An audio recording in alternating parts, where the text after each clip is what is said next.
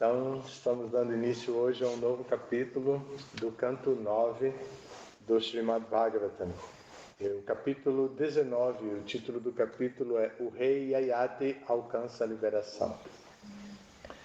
Esse livro é chamado Srimad Bhagavatam, é uma coleção de muitos volumes, são 12 cantos, cantos são diferentes partes do livro, como se concebe na literatura védica. A literatura védica é a literatura que contém todas as escrituras sagradas da Índia, e o Srimad Bhagavatam é o top de todas essas escrituras, e nós lemos desde o primeiro verso do primeiro canto, primeiro verso do primeiro capítulo do primeiro canto, e vamos seguindo até o último verso do último capítulo do 12º canto.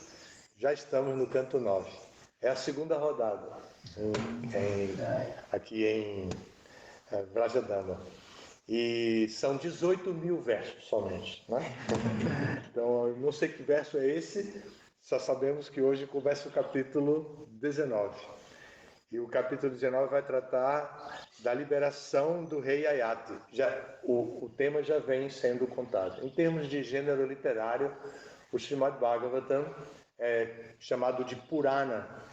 E Purana significa que ele traz histórias muito antigas que vêm respaldar a filosofia Bhagavata. E filosofia Bhagavata significa a filosofia que enxerga a verdade absoluta de três maneiras: Brahman, que é a maneira impessoal; Paramatma, que é a maneira localizada no coração de todas as entidades vivas; e Bhagavan, a personalidade suprema de onde tudo emana, Deus. E essa literatura, com seu gênero de contar histórias que vão respaldando a filosofia, vai apresentar a tese de que Bhagavan, a pessoa suprema, é a pessoa suprema. Então, assim, essas histórias chegam de diferentes maneiras e se encaixam. Não é uma história como, por exemplo, no gênero literário do Mahabharata, que é Itihasa. Nesse gênero literário, também literatura védica, é a história de um lugar, de um povo. O povo, principalmente os Kauravas. E assim, conta a história de uma maneira muito mais cronológica. Essa não é tão cronológica. Às vezes conta uma história ocorrida muito, muito tempo atrás, às vezes uma história um pouco mais recente dentro do tempo, da linha do tempo que os Vedas abordam. Então, esse livro tem essa característica. Hoje vamos ler o capítulo 19 do canto 9, e tem um resumo, é apresentado aqui um resumo. Deixa eu ver quantos versos são.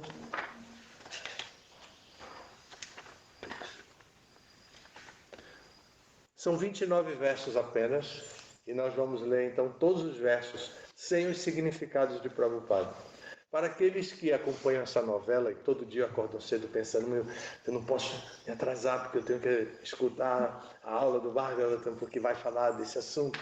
Para aqueles que seguem todo dia, que moram aqui dentro ou na região, é importante que a gente faça essa leitura do capítulo todo, porque eles aí sabem mesmo que não podem perder a aula da madrugada, né? Imagine, 5h10 da manhã e a gente já está lendo um livro super importante para a nossa compreensão filosófica. E a nossa compreensão é que vai determinar o nosso caminhar, a maneira com que vamos caminhar nesse mundo e que objetivo nós queremos. Então, por isso, essa compreensão é sempre fundamentada no dia a dia, especialmente nesse horário, nesse livro. Então, o rei Yayati alcança a liberação. Esse é o título do capítulo, e nós vamos ver agora o resumo primeiro e depois, verso por verso, sem sânscrito, sem significado, só para a gente ter a noção do que vai ser tratado. Este 19º capítulo descreve como o Maharaj Yayati alcançou a liberação. Antes, porém, ele conta a parábola do bode e da cabra. Após muitos e muitos anos de relações sexuais, e gozo no mundo material, o rei Yayati finalmente ficou desgostoso com essa felicidade material. Saciado de gozo material, ele engendrou a história do bode e da cabra, que correspondia à sua própria vida, e narrou-a à sua amada Devayani. A história é a seguinte: certa vez, enquanto buscava na floresta diferentes classes de vegetais para comer, um bode acabou por acaso chegando a um poço, no qual viu uma cabra. Ele sentiu-se atraído a essa cabra e de alguma maneira libertou-a do poço, e então uniram-se. Depois, no dia em que a cabra viu o bode desfrutando de sexo com outra cabra, ela ficou irada, abandonou o bode e retornou ao Brahmana, que era seu proprietário, e lhe descreveu o comportamento do esposo. O Brahmana ficou irado e amaldiçoou o bode a perder seu poder sexual. Em seguida, o bode implorou do Brahmana o perdão e recebeu de volta o poder sexual. Então, o bode desfrutou de sexo com a cabra por muitos anos, mas mesmo assim não conseguiu ficar satisfeito. Se alguém é luxurioso e cobiçoso, nem mesmo todo o estoque de ouro deste mundo pode satisfazer seus desejos luxuriosos. Esses desejos são como o fogo. A pessoa pode derramar manteiga clarificada em um fogo abrasador, mas ela não pode esperar que, com isto, o fogo se extinga. Para extinguir esse fogo, ele deve adotar um processo diferente. Os Shastras, portanto, aconselham que, através da inteligência, a pessoa renuncie à vida de gozo. Sem esforçar-se muito, aqueles que têm pobre fundo de conhecimento não podem abandonar o gozo dos sentidos, especialmente no que diz respeito ao sexo. Porque uma mulher bela confunde até mesmo o homem mais erudito. O rei Yayati, entretanto, renunciou à vida mundana e dividiu sua propriedade entre seus filhos. Ele adotou pessoalmente a vida de mendicante ou sannyasi, abandonando toda a atração pelo gozo material, e ocupou-se em pleno serviço devocional ao Senhor. Com isso, ele atingiu a perfeição. Mais tarde, ao libertar-se de seu modo de vida equivocada, sua amada esposa, Devayani, também ocupou-se no serviço devocional ao Senhor. Pelo menos teve um final feliz, depois de tanta confusão. Vamos ver como os versos descrevem isso. Não é uma história assim grosseira, mas vai contar uma experiência de um rei. Esses reis dessa época, como são descritos aqui, aparecem aqui, esses reis são pessoas iluminadas, eles são treinados em conhecimento espiritual. Quando eles chegam à posição de governo, eles já são autorrealizados espiritualmente. Então, o rei Yayati era essa personalidade. Porém, durante o seu governo, ele, como foi dito aqui, estava passeando pela floresta. E, às vezes, na floresta, assim, no campo, existe algum buraco sem fundo, ou com um fundo muito baixo, que se a pessoa cai, fica ali presa. Foi assim que ele encontrou com uma moça. E ele salvou essa moça, mas ela era uma princesa muito bonita que tinha ido passear na floresta para se divertir, uma aventura, sempre presa no palácio, as princesinhas, né? Cuidada por todo mundo. Ela escapou e foi para a floresta. E na floresta ela não sabia, olhando muito para longe, para o horizonte, aparece um buraco na frente e ela, puf, cai no buraco. E ela ficou ali, não adiantava gritar, não adiantava nada, mas aparece o príncipe encantador. Aparece um grande rei que também estava passeando pela floresta e vê aquela moça, e a princípio ele quer retirá-la porque ele vê que é uma pessoa precisando de ajuda, e é uma pessoa do reino dele, ele tem que ajudar mesmo. Depois que ele retira ela, ele vê a belezura que era. E ele um rei, ela uma princesa, e se casaram. se casaram, mas depois ele trai ela, e por causa da traição a gente já sabe o que acontece, né? Todas as novelas, todos os romances, e na literatura brasileira, no gênero romantismo, nós já sabemos, brasileira e portuguesa também, né? No gênero do romantismo a gente já sabe como essa história do mundo sempre, sempre, sempre. Então aqui é uma história muitíssimo antiga e ele conta isso, mas o desenrolar faz com que ele perceba que não vale a pena investir somente em gozo dos sentidos. A felicidade que provém do esforço pelo gozo dos sentidos não é perene. É uma felicidade frustrante. A pessoa se torna decepcionada. Com a decepção vem uma visão de mundo caótica. Ela perde a esperança de tudo por causa da própria decepção que ela está vivendo. E ela não é essa maneira decepcionada de ver o mundo é ruim tanto para ela como para as pessoas com quem ela convive, porque vai ser uma pessoa amarga, lamentativa, o tempo inteiro encontrando defeito em tudo que vê, porque está frustrada, ao final das contas, com sua própria experiência de felicidade frustrada, né? Então, esse é o tema que já vimos aqui. Vamos ver agora como o Bhagavatam apresenta, uma vez que esse resumo foi feito por Prabhupada, o nosso mestre espiritual, que traduz. Um detalhe importante de contar para vocês a respeito dessa literatura é que ela é uma literatura clássica da Índia. E quando ela se apresenta para nós, ela vem através de uma corrente de sucessão discipular. Essa corrente de sucessão discipular quer preservar todos os valores originais para que não existam desvios ao longo do caminho. Então, o nosso mestre espiritual trouxe essa literatura e apresenta nela o texto original, que é no idioma sânscrito, no alfabeto Devanagari. Então ele apresenta assim, porque se os eruditos em qualquer parte do mundo, eruditos de literatura que conhecem sânscrito, vê aqui os caracteres Devanagaris, vai ver que a tradução corresponde exatamente a isso.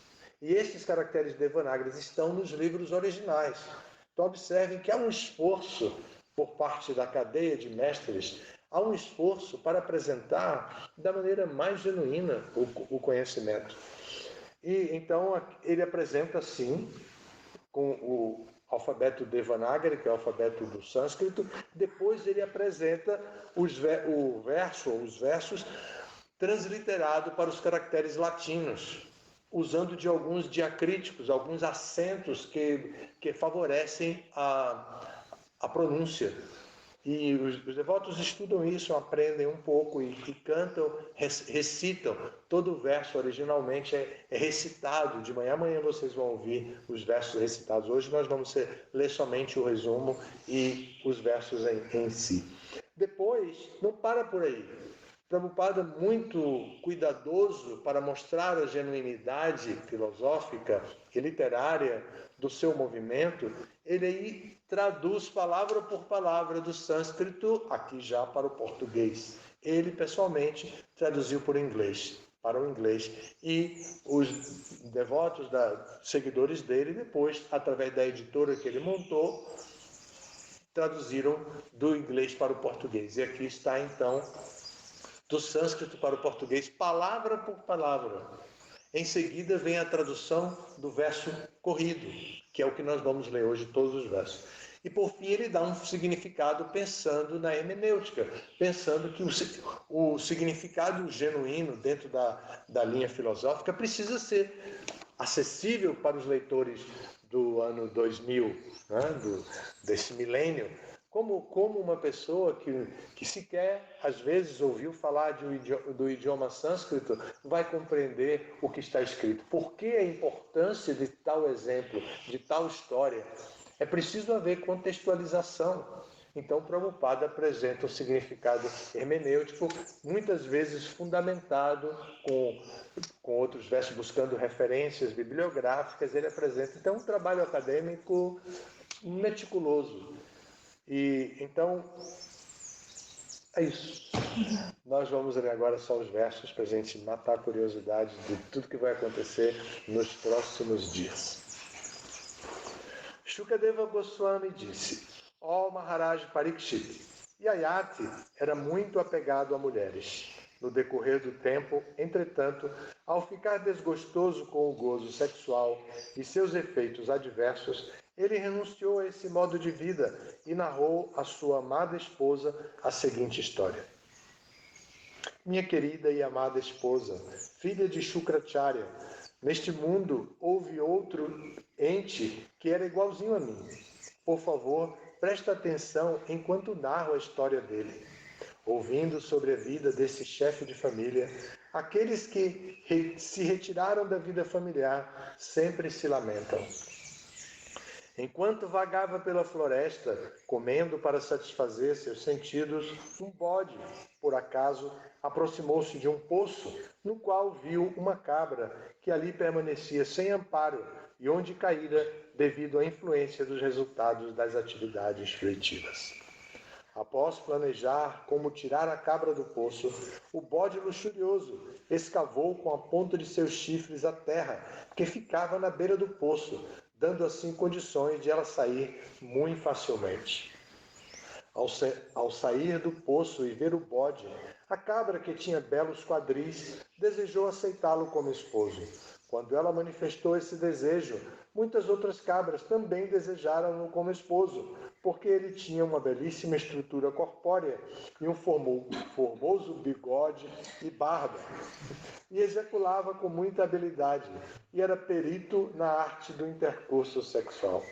Portanto, assim como uma pessoa perseguida por fantasmas apresenta sintomas de loucura, o melhor dos bodes, atraído por muitas cabras, ocupou-se em atividades eróticas e naturalmente esqueceu-se de seu verdadeiro interesse, a autorrealização. Acredito que vocês estejam acompanhando, porém, aqui temos que saber que é o diálogo de um homem arrependido por ter traído a esposa, dando uma analogia bucólica, né? do mundo rural, mas é um camarada querendo fazer as pazes com a esposa. Né? Então, mas ele está falando apesar da analogia não ser tão assim delicada, ainda assim ele está apresentando um tema com uma filosofia muito profunda. Ao ver o seu amado bode ocupado em afazeres sexuais com outra cabra, a cabra que caíra no poço não pôde tolerar as atividades do bode. Aflita com a maneira de seu esposo comportar-se, a cabra não julgou o bode como seu verdadeiro amigo, mas achou-o insensível e viu que só por enquanto ele era seu amigo. Portanto, porque o seu esposo era luxurioso, ela o deixou e regressou ao seu antigo mantenedor. Enquanto, estando muito consternado, o bode que era servil a sua esposa seguiu a cabra pela estrada e tentou ao máximo galanteá-la, mas não conseguiu apaziguá-la. A cabra foi para a residência de um brahmana que era um mantenedor de outra cabra, e irado, esse brahmana castrou o bode, privando-o de seus testículos balouçantes. Mas a pedido do bode, o Brahmana mais tarde reimplantou-os através do poder da yoga mística. Minha querida esposa, depois que seus testículos foram reimplantados, o bode desfrutou da cabra que obtivera do poço, porém, embora continuasse a desfrutar por anos a fio, nem mesmo até hoje ele conseguiu satisfazer-se plenamente. Ó minha querida esposa de belas sobrancelhas, sou exatamente como aquele bode, pois tenho tão pouca inteligência que fiquei cativado por tua beleza e esqueci-me da verdadeira tarefa, a autorrealização. A pessoa luxuriosa não consegue satisfazer sua mente, nem mesmo que tenha o bastante de tudo neste mundo, incluindo arroz, cevada e outros grãos alimentícios, ouro, animais e mulheres. Nada pode satisfazê-lo. Assim como a ação de fornecer manteiga ao fogo não diminui o fogo, mas ao contrário, deixa-o cada vez mais forte, do mesmo modo, tentar parar os desejos luxuriosos através do gozo contínuo jamais pode ser exitoso. De fato, a pessoa deve voluntariamente apagar esses desejos materiais. É equânime o homem que não sente inveja e não deseja o infortúnio de ninguém. Para tal pessoa, todas as direções parecem felizes. Aqueles que são demasiadamente apegados ao gozo material têm muita dificuldade de abandonar o gozo dos sentidos. Mesmo quando se torna inválida devido à velhice, a pessoa não consegue abandonar esses desejos de buscar o gozo dos sentidos. Portanto, aquele que de fato deseja a felicidade deve abandonar esses desejos que não foram satisfeitos, pois eles são a causa de todas as tribulações. Ninguém deve sentar-se sozinho, nem mesmo com sua própria mãe, irmã ou filha, pois os sentidos são tão fortes que, muito embora alguém seja muito avançado em conhecimento, pode se deixar atrair pelo sexo. Levei 1000 anos completos desfrutando de gozo dos sentidos. No entanto, meu desejo de desfrutar desse prazer aumenta a cada dia que passa. Portanto, só me resta abandonar todos esses desejos e meditar na suprema personalidade de Deus. Livre das dualidades que acompanham a invenção mental e livre do falso prestígio, passarei a vagar pela floresta com os animais. Aquele que sabe que a felicidade material, boa ou má, nesta ou na próxima vida, neste planeta ou nos planetas celestiais, é temporária e inútil, e que a pessoa inteligente não deve desfrutar dessas coisas, ou nem mesmo pensar nelas, conhece o eu. Semelhante pessoa autorrealizada sabe muito bem que a felicidade material é a verdadeira causa de alguém persistir na existência material e de esquecer-se de sua própria posição constitucional. Shukadeva Goswami disse, após falar essas palavras à sua esposa Devayani, o rei Yayati, que agora estava livre de todos os desejos materiais, mandou chamar o seu filho caçula, Puru, e devolveu a juventude de Puru em troca de sua própria velhice. O rei Yayati repartiu o sudeste a seu filho Drukhyal, o sul a seu filho Yadu, o oeste a seu filho Turvaso e o norte a seu filho Anu. Dessa maneira, ele dividiu o reino. O rei Yayati elevou ao trono seu filho caçula, Puru, como imperador de todo o mundo e proprietário de todas as riquezas, e pôs todos os outros filhos, que eram mais velhos do que Puru, sob o controle deste. Tendo desfrutado de gozo dos sentidos por muitos e muitos anos, ó rei Pariksit, Yayati havia se acostumado a isto, mas abandonou-o por completo em um só momento, assim como um pássaro sai voando do ninho logo que suas asas crescem. Como rendeu-se por completo à suprema personalidade de Deus, Vasudeva, o rei Yayati livrou-se de toda a contaminação dos modos da natureza material. Devido à sua autorrealização, ele foi capaz de fixar sua mente na transcendência, Parambrahman Vasudeva, e assim acabou alcançando a posição de associado do Senhor. Ao ouvir a história do bode e da cabra narrada por Maharaj Yayati, Devayani compreendeu essa história, apresentada como se fosse um conto burlesco para entretenimento entre esposo e esposa. Tinha o propósito de despertá-la à sua posição constitucional.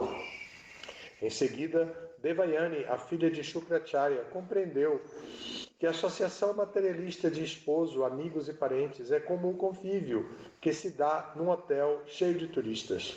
As relações manifestas como sociedade, amizade e amor são criadas pela Maya da Suprema Personalidade de Deus, exatamente como num sonho. Pela graça de Krishna, Devayani livrou-se da posição imaginária que detinha no mundo material. Fixando sua mente apenas em Krishna, ela conseguiu libertar-se dos corpos grosseiro e sutil. Ó Senhor Vasudeva, ó Suprema Personalidade de Deus, sois o Criador de toda a manifestação cósmica. Viveis como a super-alma nos corações de todos, e sois menor do que o menor. Todavia, sois maior do que o maior, e sois onipenetrante. Pareceis completamente silencioso, nada tendo a fazerdes, mas isto deve-se à vossa natureza onipenetrante e ao fato de serdes pleno de todas as opulências. Portanto, ofereço-vos minhas respeitosas reverências. Neste ponto encerram-se, então, os significados. Aqui, na verdade, os textos Bhaktivedanta do 9º canto, 19º capítulo do Srimad Bhagavatam, intitulado O Rei Ayati alcança a liberação. Algum comentário, alguma pergunta?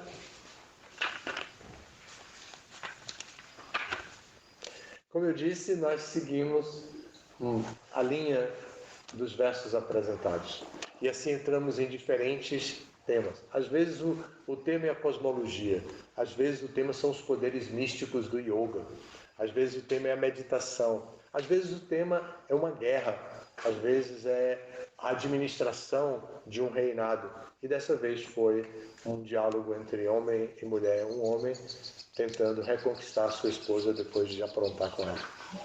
Então, assim, nós temos alguns temas no Bhagavata, todos eles vão nos levar a compreender o verdadeiro objetivo da vida humana.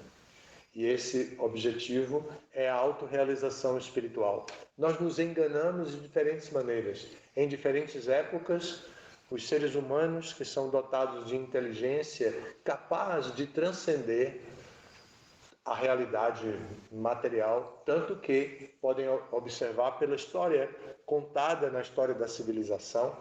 Vamos ver pelos relatos da história da civilização, vamos ver que as eras são divididas em era antiga e assim por diante, e apresentam aqueles seres humanos, ou algumas vezes chamados como hominídeos, né, que tinham uma organização social muito diferente da organização social de hoje em dia.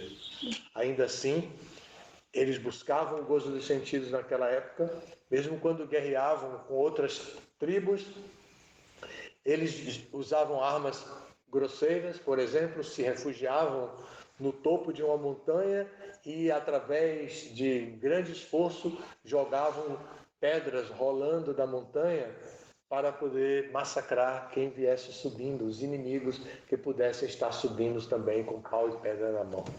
Então, esses são nossos ancestrais. E hoje em dia nós fazemos a mesma coisa, é só pegar o jornal, ninguém mais pega no jornal, né? Mas é só ouvir as notícias do que ocorre na Palestina, em Israel, na faixa de Gaza, o que está acontecendo hoje, ainda assim, e em muitas partes do mundo, a violência urbana que existe, né? Que a gente não pode sair sequer com o celular. Ninguém pode fazer uma selfie mais na frente da catedral de uma cidade que, enquanto ela estiver fazendo pose assim, bem bonita, desaparece o celular. Ninguém sabe para onde foi. Desintegra-se o celular. Então, assim, essa é a raça humana. Mas eles foram transcendendo, nós fomos transcendendo. Havia florestas, eles derrubaram as florestas com as madeiras que fizeram casas, e que com os galhos finos o que fizeram uma lareira, e com a lareira aqueceram e mantiveram a saúde, não morreram de frio, e assim eles aprenderam, e essa lareira foi se desenvolvendo e tudo mais foi se desenvolvendo. Hoje nós temos calefação, e às vezes até calefação abaixo do piso da nossa casa. O piso é quentinho, hoje em dia tem serpentinas de calor que se espalham por baixo do piso, mas não é diferente das árvores que o homem derrubava, tirava os galhos e colocava na fogueira para esquentar o ambiente. E assim eles fizeram depois, fizeram os aviões, os foguetes, fizeram as diferentes armas de pedra e tal, arma de fogo, arma branca, não sei o quê, mísseis. Isso é a capacidade que o ser humano tem de transcender as realidades que não lhe trazem plena satisfação. Mas essa é uma maneira de transcender muito primária ainda. muito primária. Por quê? Porque o ser humano, homem e mulher, o ser humano é capaz de transcender a realidade material e alcançar e atingir a realidade espiritual, que é muito difícil de ser compreendida, porque não é apresentada de acordo com o paradigma científico apresentado para tudo mais. Se vamos tomar um remédio, esse remédio tem que ser certificado por algum laboratório. Se vamos construir uma casa, ela tem que ser certificada pela engenharia. Qualquer coisa tem que ser certificado pelo paradigma científico. Então, às vezes, o ser humano quer comprovar a vida espiritual através do certificado do paradigma científico. Mas a ciência não chegou nesse ponto ainda. A ciência ainda não descobriu a alma. Ainda não descobriu que, além da criação material, existe um mundo espiritual. Isso ainda é conversa de religioso. E os religiosos estão em baixa, os religiosos estão em baixa. Ninguém dá crédito para religiosos. Parece coisa de religioso mesmo, que são atrasados, que se fosse depender deles, a sociedade não teria ido para lugar algum. Ao contrário, teria ido para lugares de opressão e tudo mais, pela história, que revela por aí tanta coisa bárbara.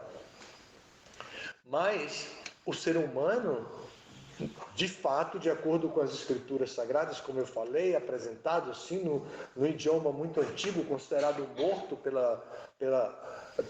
pelo estudo das letras atuais, considerado um idioma morto, o sânscrito vem revelar uma cultura que fala exatamente do poder espiritual que o ser humano tem. E é isso que a gente estuda aqui dessa maneira. Claro que, enquanto a gente não está estudando, a gente está trabalhando para produzir o alimento que vai alimentar o nosso corpo e vai, então, nos dar a vida e manter a nossa vida. Não somos trouxas, né? Temos que viver nesse mundo e a gente vive para a subsistência também.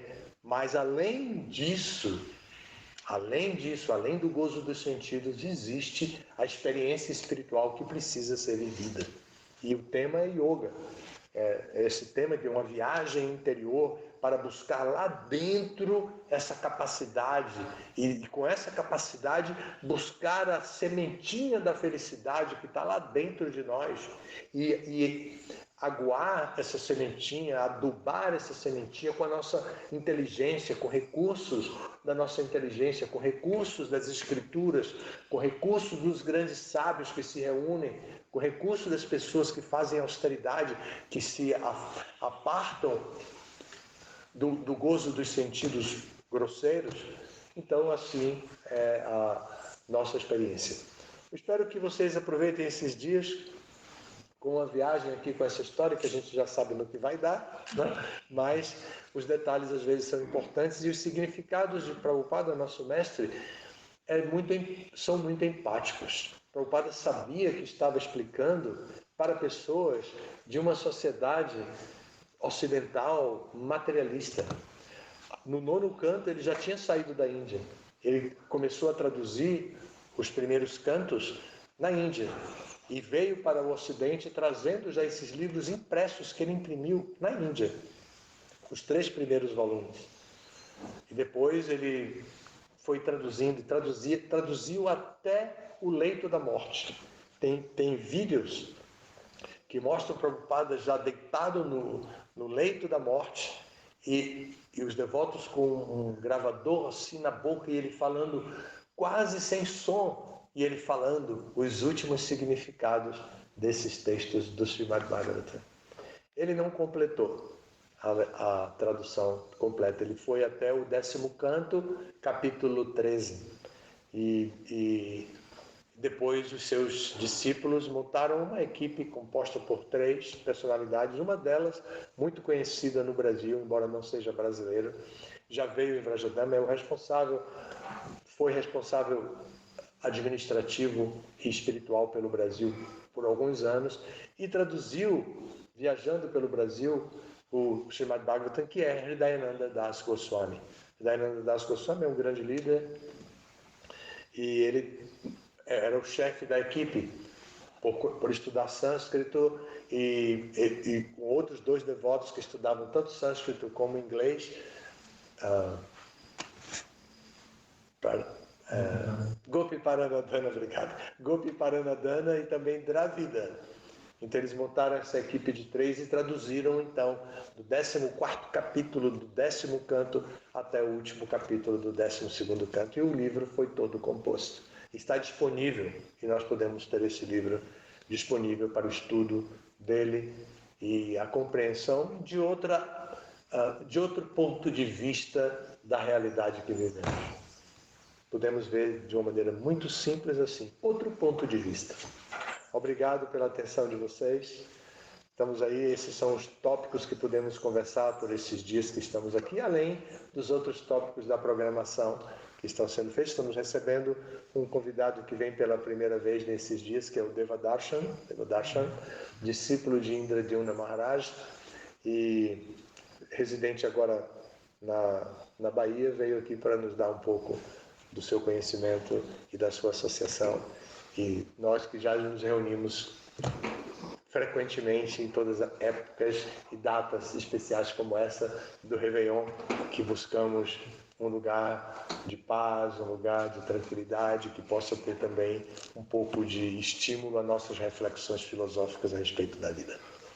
Muito obrigado, bom dia para todos, todas as glórias a Srila Prabhupada.